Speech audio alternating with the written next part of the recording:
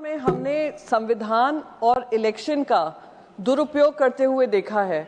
मैंने देखा है कैसे संविधान और प्रजातंत्र रूपी द्रौपदी को अपमानित किया गया और वो सारी सेंट्रल एजेंसीज ईडी हो, सीबीआई हो, इनकम टैक्स हो और इलेक्शन कमीशन हो, उन्होंने धृतराष्ट्र की भूमिका निभाई और आज भी निभाते आ रहे हैं।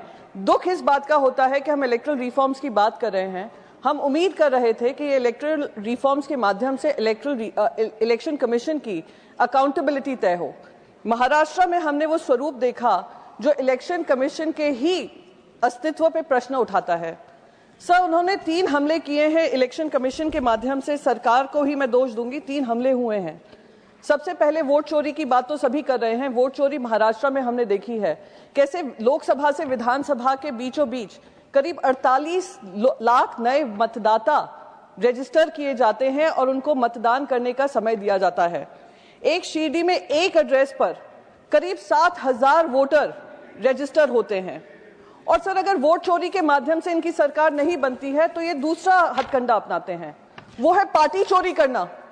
वो महाराष्ट्र में हमने देखा किस तरीके से ईडी, सीबीआई, इनकम टैक्स का दुरुपयोग कर पार्टी को तोड़ा गया और पार्टी तोड़ने के बाद वही स्टेट इलेक्शन कमिश्नर का इस्तेमाल कर स्टेट इलेक्शन कमीशन का इस्तेमाल कर पार्टी का नाम और पार्टी का सिंबल दूसरों के हवाले कर दिया गया। और आज 3 साल हो गए हैं, हम वही लड़ाई सुप्रीम कोर्ट में लड़ रहे हैं। ये लड़ाई नहीं लड़नी होती है सर, सुप्रीम कोर्ट जाने की जरूरत नहीं पड़ती अगर इलेक्शन कमीशन पुख्ता होता, पर इलेक्शन कमीशन को ही खोखला कर दिया गया है। सर, तीसरा बहुत महत्वपूर्ण बात कि अगर पार्टी चोरी से भी इनका काम नहीं बनता तो ये लोग चंदा चोरी करने लगते हैं।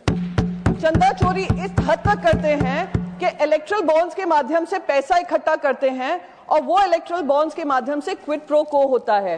टेंडर दिए जाते हैं, उन लोगों को अहमियत दी जाती है, उनको लैंड पार्सल्स दिए जाते हैं, उनको सिंगल हैंडेडली बिजनेस करने का मौका दिया जाता है। और अगर वो विपक्ष को पैसा दे दें, वही कंपनीज विपक्ष को पैसा दे दे इलेक्ट्रल बॉन्ड्स के माध्यम से, तो उनके ऊपर ईडी, सीबीआई, इनकम टैक्स छोड़ दिया जाता है।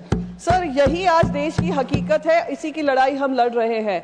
आज बिहार में भी, मैं बिहार जैसे ही बोलूंगी, शायद सर आप मुझे सुप्रीम कोर्ट का हवाला देंगे, मैटर सब जुडिस है। इलेक्ट्रल रिफॉर्म्स पे बोलना है, आप जानती हैं, तो है और ऑनरेबल चेयरमैन आज बिहार का आउटकम पहले डिस्कशन का इसको बता दिया था, वो कहेंगे वही रिकॉर्ड पे जाएगा। के अंतर्गत ही आता है सर, बिहार का आउटकम भी इलेक्ट्रल रिफॉर्म्स के अंतर्गत ही आता है।